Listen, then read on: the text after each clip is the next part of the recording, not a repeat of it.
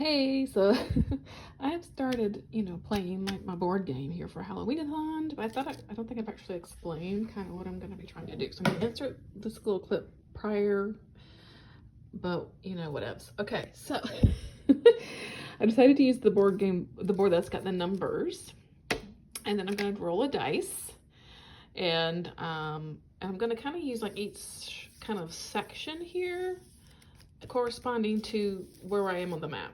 Okay, I don't know if that makes sense. So like, for example, like I said, I've already rolled twice, but so since the first section here is Kitty's Monster Island up to, to about here-ish or so. I lost my place already. So what I did when I rolled a 2, I moved up 2 spaces.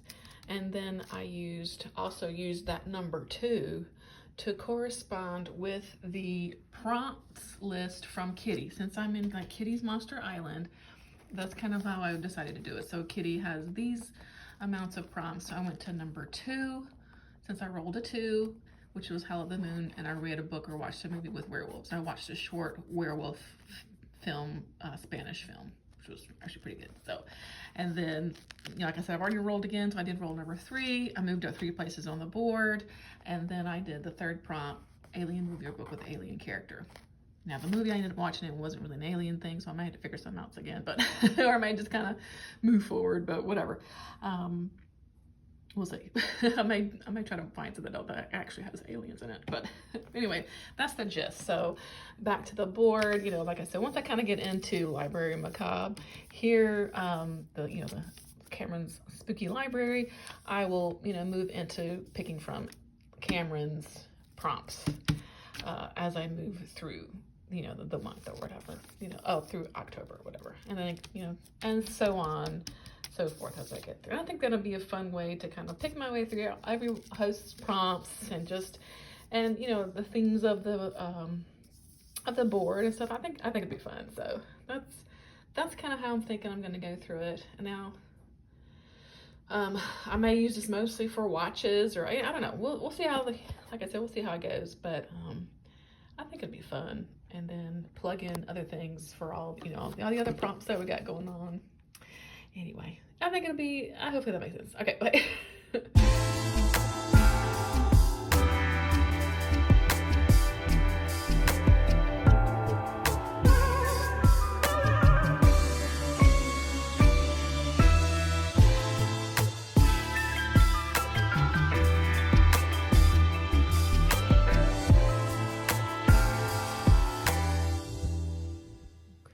I just finished this little middle grade book for the prompt to read a book featuring aliens, which is spot number 5.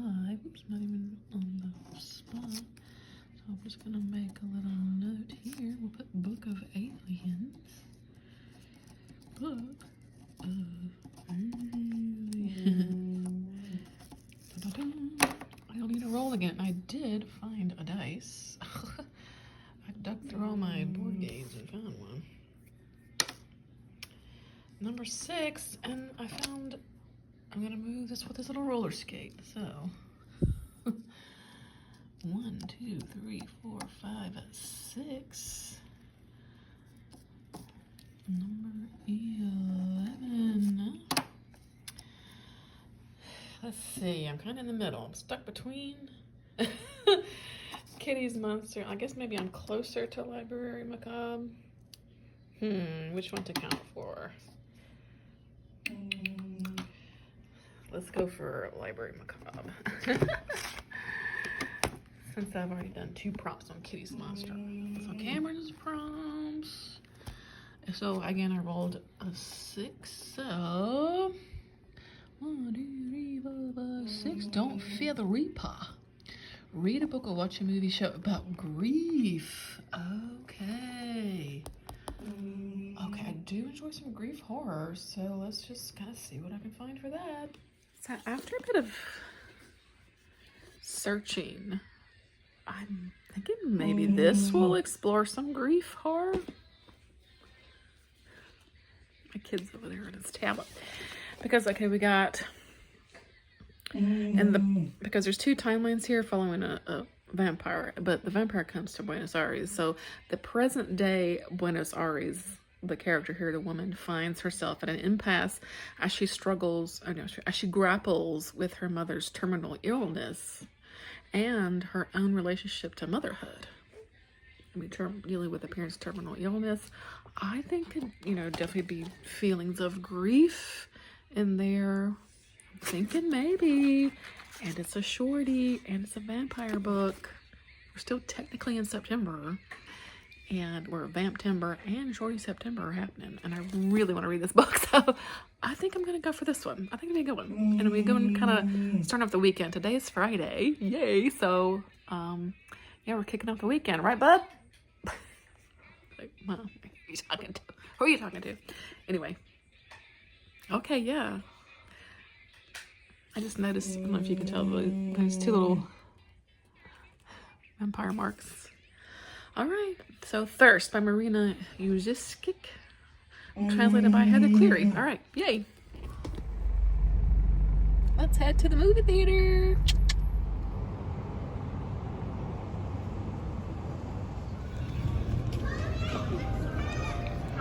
바로 가요. 바로 촬영해요.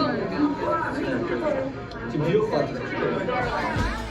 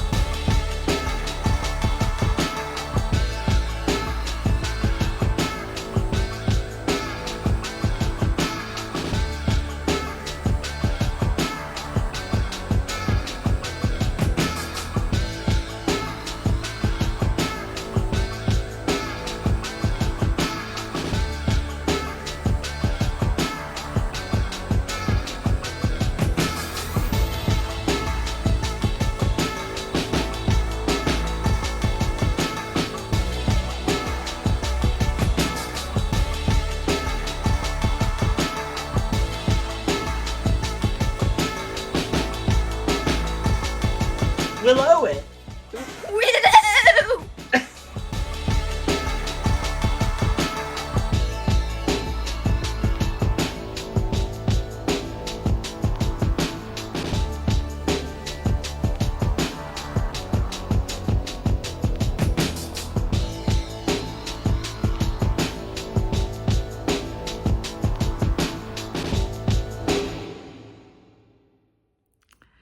Hey y'all, let's check in. Today's Sunday.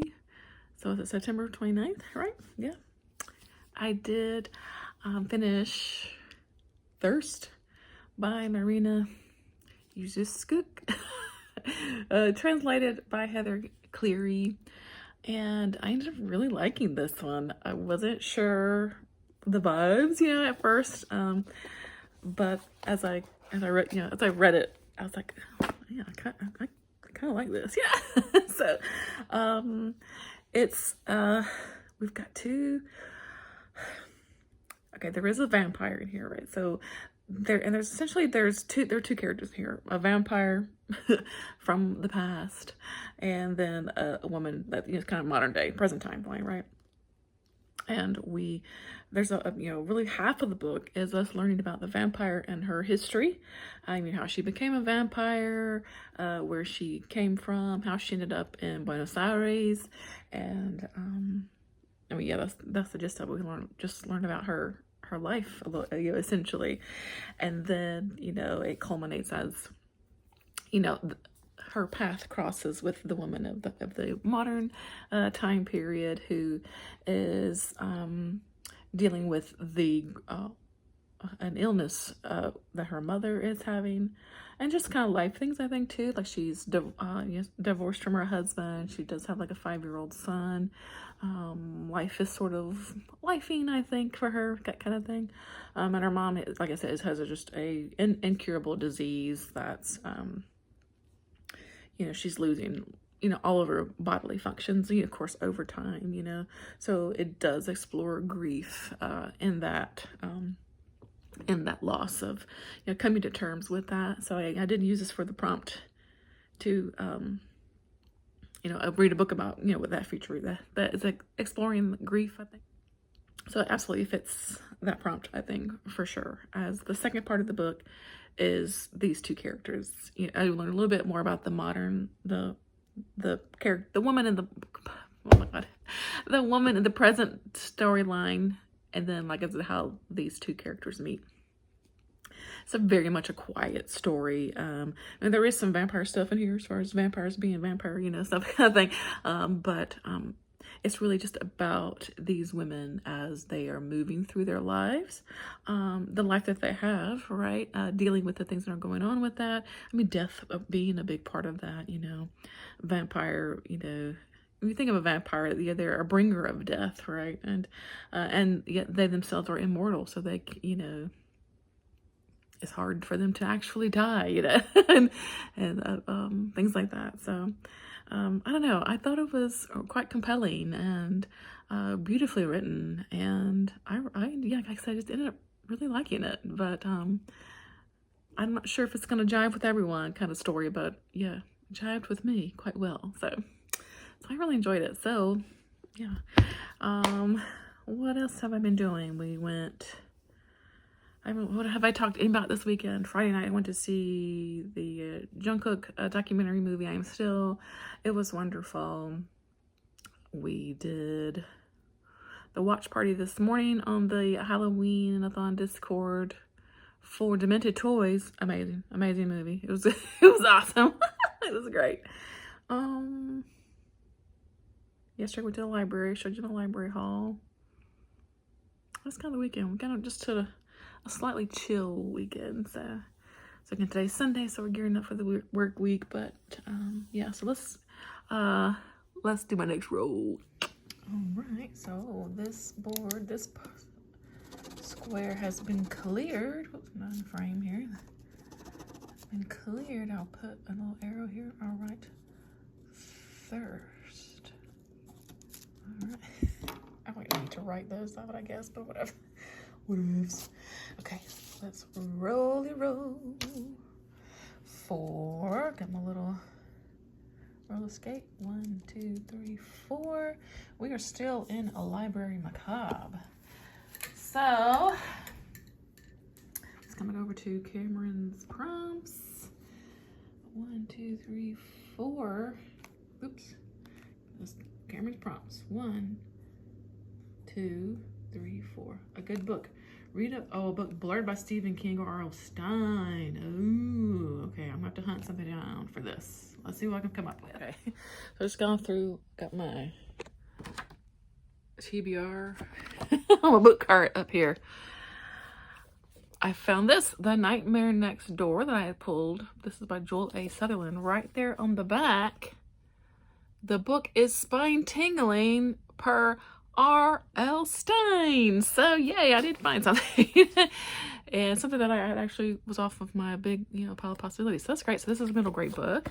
Let's see what it's about. I don't actually know.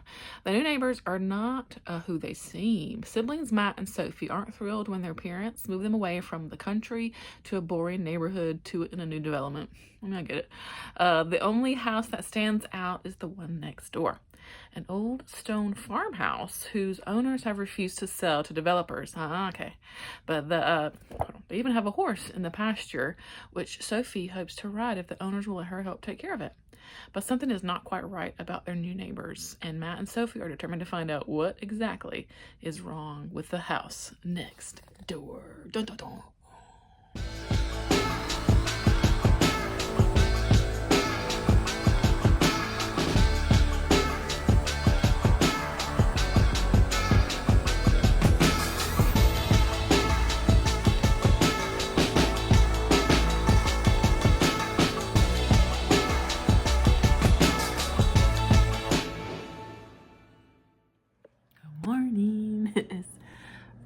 Tuesday morning, October 1st.